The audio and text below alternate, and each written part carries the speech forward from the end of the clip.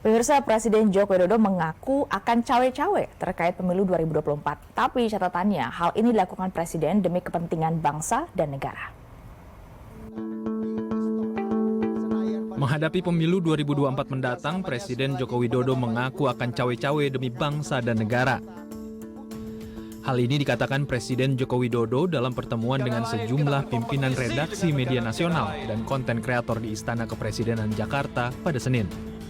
Jokowi mengaku cawe-cawe yang ia maksud adalah dalam arti positif selama tak melanggar aturan. Presiden juga berkepentingan agar pemilu berjalan dengan baik tanpa meninggalkan polarisasi. Presiden ingin pemimpin nasional ke depan dapat mengawal dan melanjutkan kebijakan-kebijakan strategis yang ia bangun. Presiden juga menegaskan langkahnya ini sebagai upaya dalam menjadikan Indonesia sebagai negara maju 13 tahun ke depan. Kepala negara juga mengingatkan tak semua negara berhasil menjadi negara maju meski mendapat momentum bonus demografi. Karena itu, ia menginginkan pemimpin nasional ke depan dapat membawa Indonesia menjadi lebih maju lagi. Tim Liputan, The Universe. Di saat ada sejumlah kelompok yang keras menyebut Presiden Jokowi cawe-cawe, Presiden justru terang-terangan mengatakan iya cawe-cawe dengan menegaskan bahwa itu untuk negara dan untuk kepentingan nasional. Apa maknanya? Kita bahas bersama Direktur Eksekutif Carta Politik Indonesia, ada Mas Yunarto Wijaya dan juga Bang Eriko Sotarduga, Ketua DPP PDI Perjuangan.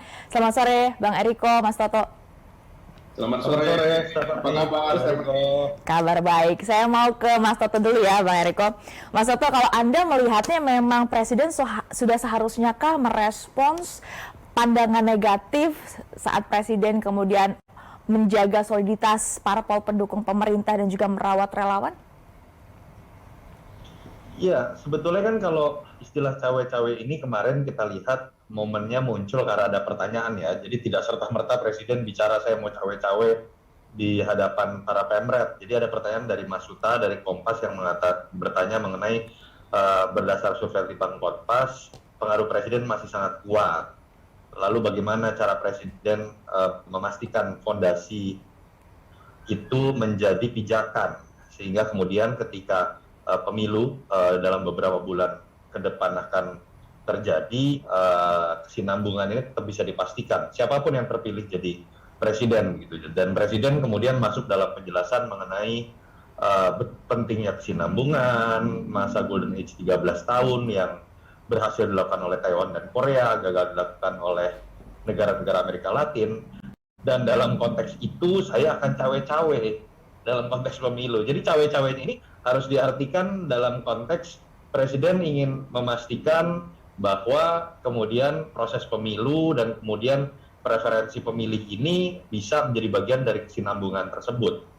Dan kalau kita lihat sebenarnya hari ini itu membangun sebuah konstruksi yang positif ya, terkait dengan misalnya kalau kita baca di harian Kompas, misalnya hari ini menjelaskan mengenai rencana Bappenas membahas RUU mengenai rencana pembangunan jangka panjang yang itu akan jadi pijakan sehingga siapapun yang terpilih dalam pemilu baik sekarang 2024 atau ke depan itu akan tetap melanjutkan kesinambungan dari apa yang sudah dibangun oleh pemerintahan sebelumnya. Jadi konteks itunya saya pikir positif. Nah, tetapi bahwa ada kecurigaan dari misalnya terutama dua partai oposisi atau partai semi oposisi lah saya sebutkan Nasdem karena saya baca cukup keras kritikannya, ya itu sah-sah juga saja. Tinggal bagaimana mereka bisa memastikan bahwa preferensi presiden ini tidak mau dia masuk ke dalam potensi penyalahgunaan kekuasaan.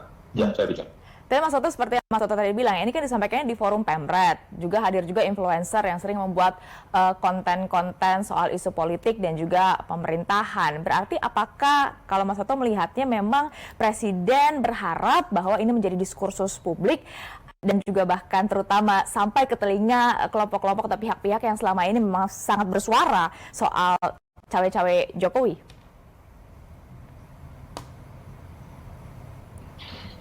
Iya. Halo? Ya Mas Toto, bisa dengar suara saya? Iya, isu mengenai cawe-cawe ini kan memang sudah ramai sebelum pertemuan Pemret kemarin ya. Dan ketika Presiden kemarin menegaskan dengan bahasa saya akan cawe-cawe, tapi kemudian diterjemahkan cawe-cawe ini apa, menurut saya memang ini malah sebetulnya adalah sebuah bentuk klarifikasi dari Presiden bahwa cawe-cawe ini bukan dalam konteks intervensi kekuasaan, tetapi preferensi yang ingin ditegaskan oleh Presiden terkait adanya kesinambungan. Dan ini sebenarnya sebuah hal baru ya dalam politik kita, yang cenderung memang kita harus akui ada nuansa balas dendam biasanya antar rezim yang dianggap berbeda, ketika kemudian berbeda dan kemudian memenangkan kekuasaan, seakan-akan harus membuat quick win baru yang berbeda dengan yang sebelumnya, sehingga kesinambungan itu terasa menjadi asing gitu dalam setiap pemilu kita. Itu bukan hanya terjadi dalam pemilu, tapi terjadi juga dalam proses pilkada misalnya di level lokal. Jadi saya masih melihat itu dalam konteks yang positif. Tetapi catatan kritisnya adalah tetap kita harus awasi bersama-sama bagaimana preferensi Presiden yang sudah pasti ingin ada keberlanjutan dan kecenderungannya bisa ditafsirkan akan lebih nyaman dan percaya bahwa kesinambungan itu misalnya bisa diteruskan oleh sosok tertentu, jangan sampai kemudian berbuah pada intervensi kekuasaan. Saya pikir semua juga patut untuk menjaga itu, termasuk teman-teman yang ada dalam barisan keberlanjutan, seperti partainya Bang Eriko gitu misalnya. Itu dia. Yang kedua, saya pikir catatan kritisnya juga nanti, kan kita ingat Presiden pernah mengatakan setelah sudah ada pendaftaran resmi di KPU, beliau akan cenderung lebih bersikap diam dalam mengomentari terkait pertarungan elektoral. Saya pikir juga itu akan lebih pada tempatnya kalau Presiden akan melakukan itu pasca penetapan resmi nanti calon-calon oleh KPU. Oke, Bang Eriko, Presiden Jokowi adalah kader PDIP yang memimpin negeri ini hampir 9 tahun ya, sekarang sudah hampir 9 tahun, kemudian PDIP juga sebagai partai pendukung pemerintah yang juga mengawal penyelenggaraan negara juga hampir 9 tahun ini. PDIP sendiri menilai pernyataan dari Presiden Jokowi yang mengatakan akan cawe-cawe dalam konteks untuk kepentingan nasional untuk negara, seperti apa Bang Eriko? Begini, ya saya agak terkesima juga karena Mbak Stefani ini memakai baju merah, Mas Toto kita memakai batik berdua, kan begitu kan? Seharusnya saya memakai baju partai, tetapi di sini diwakilin oleh Mbak Stefani. Saya sempat agak kehilangan konsentrasi. Ini yang pilih tim wardrobe Bang Eriko. Nah, begini, Mbak Stefani tadi sudah dijelaskan dengan sangat runtun rinci oleh Mas Toto. Kalau saya menyebutkan Mas Toto ini sudah kamus berjalan lah ya kalau secara jujur. Saya cuma mau menambahkan begini. Pertumbuhan ekonomi Indonesia saat ini bagi kita semua ini satu masukan juga informasi adalah nomor 3 yang tertinggi di dunia. Nomor 3 yang tertinggi di dunia setelah India dan China. 5,03% itu nyata. Itu bukan data dari kita, itu data dari lembaga internasional. Nah, pada tahun 2045 Indonesia pada saat itu Indonesia 100 tahun Indonesia itu sangat penting bahwa Indonesia bisa mendapatkan posisi kelima sebagai negara yang terbesar secara terkuat ekonominya di dunia. Nah, bagaimana itu bisa tercapai, Mbak Stefani? Nah, Pak Jokowi melihat selama ini keberlanjutan itu seringkali acap kali tidak diteruskan oleh yang meneruskan ini dengan katakanlah dengan smooth dan mendekati sempurna. Nah, ini yang mau dicapai oleh Bapak Presiden Joko Widodo. Ya tentu tahapan pertama adalah harus melalui pemilu ini. Itu maksud Pak Presiden Joko Widodo. Pemilu ini harus berlangsung jujur, adil, langsung umum, bebas, dan rahasia. Dan ini yang mau dicapai oleh Bapak Presiden Joko Widodo sehingga nanti terpilih pemimpin. Pemimpin yang dikehendaki oleh rakyatnya. Rakyatlah yang menjadi panglima dalam hal ini. Dan yang ketiga, ini yang terpenting, bahwa semua proses ini sudah berjalan. Yes, pasti ada yang tidak sempurna. Itu pasti itu hal yang pasti. Yang sempurna hanya milik Tuhan Yang Maha Kuasa. Nah, pada saat ketidaksempurnaan ini diteruskan oleh pemimpin yang baru nantinya, tentu kalau Mbak Stefani tanya siapa itu, ya kalau saya ditanya atau kami ya tentu Mas Ganjar. Kan begitu, itu bukan kita mau berkampanye terlebih dahulu ya, itulah. Dan itu bisa dilihat dari hasil survei juga. Nah, keberlanjutan ini harus benar-benar terjamin ke depan ini. Untuk apa? Untuk rakyat Indonesia juga. Nah, bagaimana caranya ini? Ya, pemilu ini harus berlangsung dengan baik, dengan aman, nyaman, pesta demokrasi ini berlangsung dengan riang dan gembira, dan itu yang diharapkan oleh rakyat Indonesia. Disinilah peran Bapak Presiden Joko Widodo menyampaikannya dengan bahasa sederhana. Tadi Mas Toto juga jelaskan, ini kan ada pertanyaan dari Pemret kemarin, Mas Sute dari Kompas, dan beliau sampaikan secara jelas. Dan ini juga sekaligus menjawab semua. Apa yang dimaksud dengan cawe-cawe ini? Oke. Cawe-cawe ini berbuat untuk menjamin ini semua bisa berjalan dengan aman, tentram, dan juga apa? Tercapai yang dikehendaki oleh rakyat Indonesia. Itulah yang Mbak dimaksud Stefani. cawe-cawe demi bangsa dan negara. Tapi Ya. kan selama ini kita tahu ada pihak-pihak tertentu yang kemudian sangat bersuara lebih cenderung ke arah negatif ketika menyebut Jokowi cawe-cawe.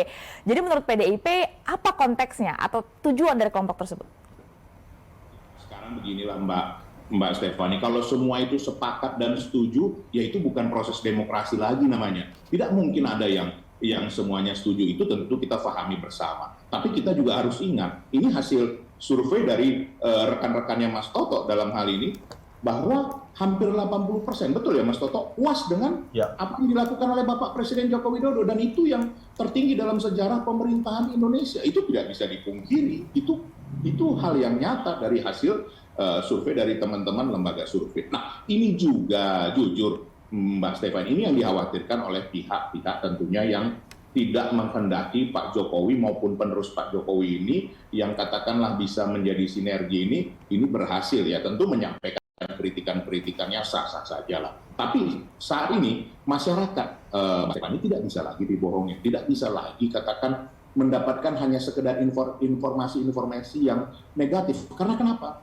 Digitalisasi sekarang dengan teknologi sekarang ini semua jelas, semua bisa terlihat. Dan juga tadi kami juga sudah bahas di dalam diskusi-diskusi lain bahwa masyarakat bisa memberikan respon langsung kalau ada hal yang tidak berlaku adil, hal yang tidak berlaku benar, hal yang dilanggar, itu pasti masyarakat akan memberikan respon melalui sosial media. Begitu Mbak Stefani. Oke Mas Toto, kalau Mas Toto melihatnya kelompok yang kemudian kerap kali bersuara lantang begitu meminta agar Jokowi tidak cawe-cawe, apakah ini juga dipengaruhi oleh realita bahwa termasuk survei dari Mas Toto ya, bahwa tingkat kepuasan publik terhadap pemerintahan Jokowi ini sangat tinggi sehingga khawatir, mungkin ada yang khawatir ada Jokowi's effect yang kemudian bisa memengaruhi preferensi para pemilih dalam Pilpres. Dengan kata lain, jika mungkin tidak di-endorse oleh Jokowi, potensi kalah jadi lebih besar. Iya, tapi saya sih menganggap biasa saja ya kalau teman-teman oposisi kemudian merespon dengan kacamata yang berbeda, dan itu yang menjadi menarik lah demokrasi.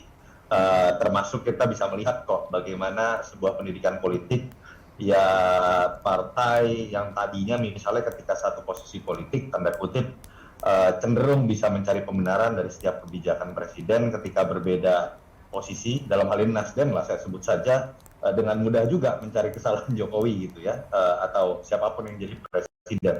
Jadi ini normal saja, dan menurut saya apa yang sedang dikritik oleh teman-teman oposisi atau Nasdem dalam konteks cawe-cawe ini juga baik-baik saja untuk kemudian bisa menjadi batasan buat Pak Jokowi termasuk partai-partai pendukung koalisi pendukung yang lain untuk tetap menjaga batasan-batasan ketika Pak Jokowi memiliki preferensi, jangan sampai kemudian mengarah kepada intervensi kekuasaan yang terjadi. Dan tadi seperti kata Bung Eriko, tetapi saya sendiri meyakini keterbukaan informasi dari masyarakat dalam era dunia digital seperti sekarang itu tidak semudah itu buat pihak-pihak tertentu tuh bisa melakukan intervensi kekuasaan. Polisi salah kecil saja itu bisa viral dengan demikian mudah. Jadi kita juga jangan melihat kacamata istilah cawe-cawe yang dikeluarkan oleh Jokowi ini seakan-akan kita masih dalam era Orde Baru. Tidak bisa. Kalau dulu istilah itu digunakan, ya memang proses politik itu masih black box. Jadi pemilih kita lebih kritis begitu ya Mas Toto sekarang? Bukan hanya lebih kritis, tapi kan saluran dan channelnya itu sudah dimiliki oleh masyarakat secara langsung untuk melakukan proses check and balances. Kalau misalnya terjadi kecurangan menggunakan aparat, sekarang sangat mudah terlihat kok. Penggunaan anggaran sangat mudah diinvestigasi kok, dengan berbagai keterbukaan yang dimiliki oleh masyarakat yang bisa diakses langsung. Jadi saya pikir ada kekhawatiran yang berlebihan, tetapi kita anggap saja itu sebuah niat baik lah dari teman-teman oposisi untuk mengingatkan dan menambah proses pengawasan dari pemilu itu sendiri. Tadi kita tayangkan di layar visualnya bahwa memang Pak Jokowi bukan hanya didukung oleh PDIP sebagai partai pendukung pemerintah, tapi juga ada parpol-parpol lain. Kalau PDIP sendiri, Bang Eriko sebenarnya menilai dan memaknai hubungan Pak Jokowi dengan ketum parpol lain yang juga ada kebetulan jadi pembantu presiden sebagai menteri, seperti apa Bang Eriko? Iya, kalau kami melihat secara jujur di sinilah Pak Jokowi mempunyai, katakan, saya tidak melebihkan, kepiawaian bahwa beliau melakukan itu dengan sangat baik. Sebagai, katakan, anggota di kabinet beliau tentu menyampaikannya dengan bahasa yang terang bahwa ini ada target, ini ada pencapaian yang harus dilakukan, itu tentu, dan ada punish dan rewardnya. Tapi sebagai ketua umum partai atau sebagai bagian dari partai, beliau bisa menempatkan bertemu dalam suasana memang membahas, katakan, koalisi, itu tentu menghargai seperti itu, karena beliau tentu kan duduk itu didukung oleh diusung oleh PDI Perjuangan dan didukung oleh beberapa partai yang memang dari awal itu bersama-sama, dan juga ada yang memang dikatakan di pertengahan jalan yang bergabung, tapi ini semua beliau hargai. Artinya apa? Bahwa semua mempunyai caranya sendiri untuk menunjukkan seperti apa dukungannya kepada beliau. Tapi kalau kami lihat sampai saat ini, bahkan secara jujur, saya secara terbuka, Mbak Stefani, bahkan partai yang di luar pemerintahan, meminjam istilah Mas Toto itu, katakan oposisi, itu tidak berlaku seperti oposisi atau di luar pemerintahan yang sesungguhnya. Itu yang kami lihat, karena kami melihat sendiri di DPR atau di dalam fraksi-fraksi itu semua kritik-kritik yang dilakukan juga masih dalam batas-batas yang sangat wajar. Dan seperti tadi yang disampaikan Mas Toto, penting sekali adanya memang kritik dan otokritik. Tidak boleh bahwa perjalanan semua pemerintahan ini juga atau apapun yang dilakukan itu hanya seperti itu saja berlangsung, tidak ada dinamikanya, tidak ada proses, tidak ada yang namanya keberatan, tidak ada yang namanya menyampaikan bahwa ini masih ada kekurangannya. Dan saya rasa ini suatu hal yang sangat baik di dalam demokrasi kita, sistem demokrasi kita yang presidensial ini. Dan ini yang beliau sebenarnya ingin jaga, sehingga nanti pada saat pemilu berjalan dengan baik, dengan jurdil dan juga dengan luber, kemudian juga pada saatnya nanti terpilih pemimpin yang diharapkan bisa meneruskan legacy, tapi bukan hanya legacy saja, bukan hanya meneruskan, tapi memberikan lebih baik lagi, memperbaiki yang ada kekurangan, yang belum sempurna, dan juga menjadikan periode berikutnya ini jauh lebih baik. Sehingga ini yang bisa diharapkan nanti pada tahun 2045, tahun Indonesia Emas itu, Indonesia sudah duduk pada level yang memang sewajarnya, yang sangat wajar. Tidak lagi yang kalau kritikan sekarang dikatakannya terjebak dalam middle income trap. Seperti ini yang sangat kita harapkan. Dan ini diketahui betul oleh Bapak Presiden Joko Widodo, bahwa usia pemerintahan beliau kan hanya sebatas 10 tahun sesuai dengan konstitusi. Dan ini harus ada keberlanjutannya. Itu yang selalu ditekankan oleh beliau. Dan ini untuk kepentingan siapa, Mbak Stefan?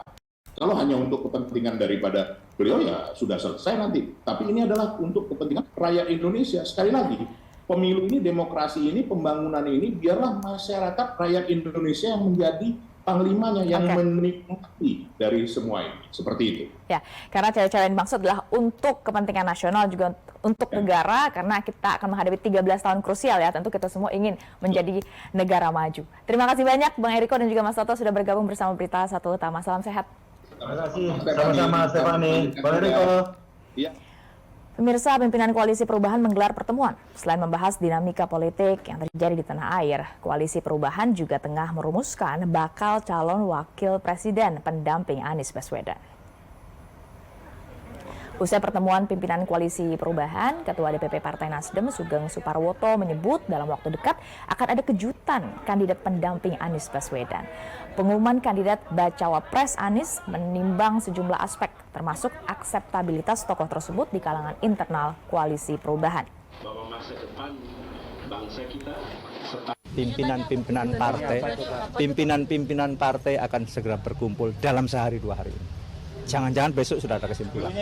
Sudah, belum. Nanti tidak ada kejutan. Tidak ada clue. Belum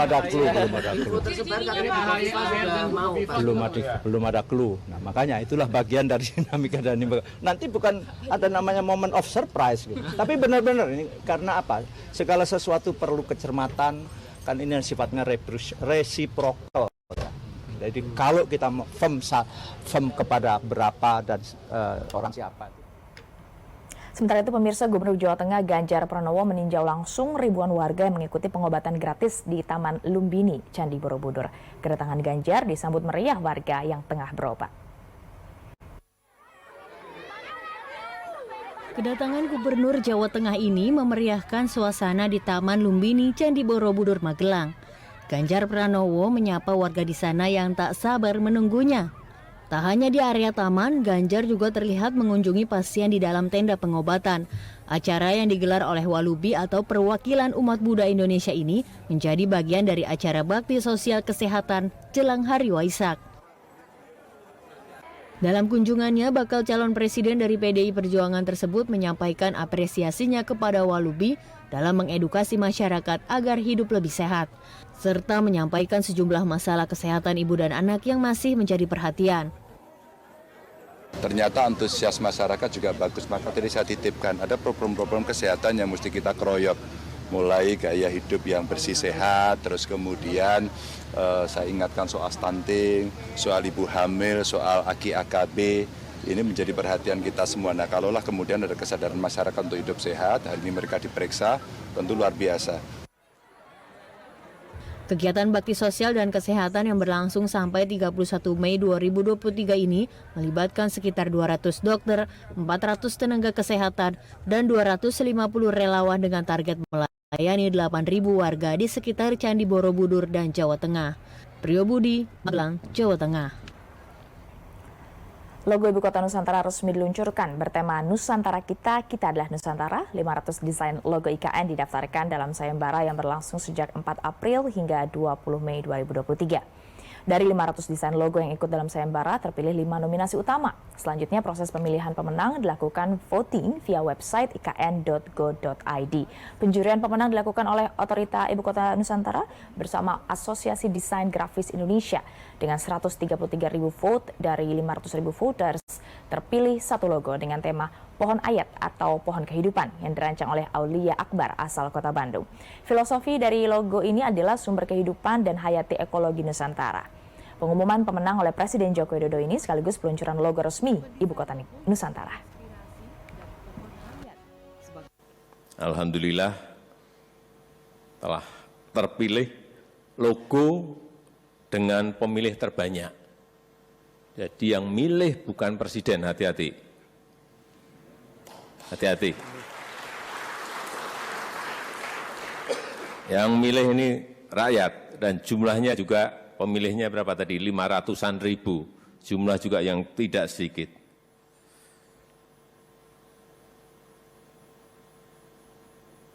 Logo yang terpilih bertema Pohon Hayat.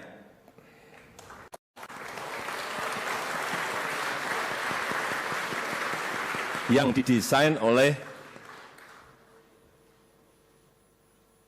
Mas Aulia.